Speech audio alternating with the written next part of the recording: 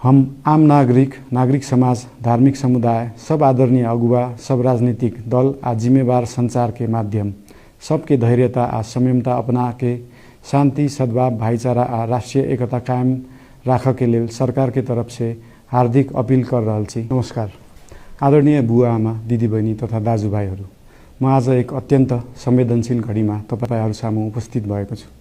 केही दिन अघि सुनसरीको देवानगञ्ज, सिराहा लगायतका स्थानमा भएको दुखद घटना र त्यसपछि केही जिल्लाहरूमा उत्पन्न अशान्त वातावरणलाई लिएर नेपाल सरकार पूर्ण रूपमा गम्भीर र संवेदनशील छ। यस दुखद घटनामा परि निधन हुनुभएका हाम्रा नागरिकहरू जयप्रकाश मेहता, ओम प्रकाश मेहता र गणेश यादवप्रति म भावपूर्ण श्रद्धाञ्जली अर्पण गर्दछु। साथै शोक सन्तप्त परिवारजनहरूमा नेपाल सरकारका तर्फबाट गहिरो संवेदना व्यक्त गर्दछु। घटनामा परि घाइते हुनुभएका सम्पूर्ण नागरिकहरूको शीघ्र स्वास्थ्य लाभको कामना गर्दछु।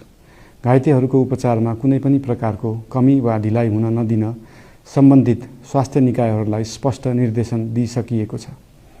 घटना भए लगत्तै सबै सुरक्षा निकायहरूले तत्काल घटनास्थलमा पुगेर परिस्थितिलाई सामान्य बनाउने, थप अप्रिय घटना हुन नदिने र शान्ति सुरक्षा कायम गर्ने प्रयास निरन्तर गरिरहेका छन्।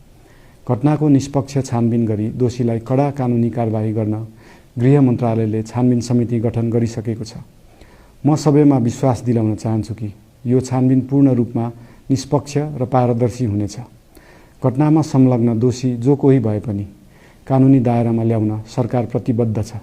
अवस्था थप नबिग्रियोस्, कुनै पनि नागरिकको जनधनको क्षति हुन नपाओस् र स्थानीय स्तरमा विश्वासको वातावरण बनोस् भन्नका लागि नेपाल सरकार निरन्तर क्रियाशील छ।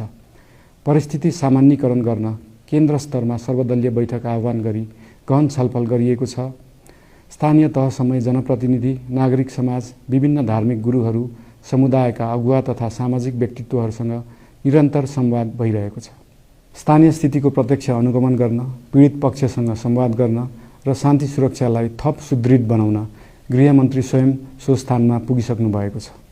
साथै देशको समग्र शान्ति सुरक्षाको अवस्थाबारे गम्भीर समीक्षा गर्न राष्ट्रिय सुरक्षा परिषदको बैठक बसी परिस्थिति अनुसारका आवश्यक निर्णयहरू समेत गरिसकिएको छ। यस्तो संवेदनशील घडीमा सामाजिक सञ्जाल वा अन्य माध्यमबाट असत्य, अपुष्ट सूचना, अफवाह, घृणा फैलाउने सामग्री वा समुदायबीच वैमनस्य बढाउने अभिव्यक्ति प्रचार प्रसार नगराउन अनुरोध गर्दछु।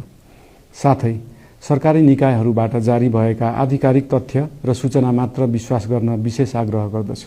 प्रत्येक नागरिकको जीवधनको रक्षा गर्नु, सामाजिक सद्भाव जोगाउनु र समाजमा शान्ति कायम राख्नु राज्यको सर्वोच्च र प्राथमिक दायित्व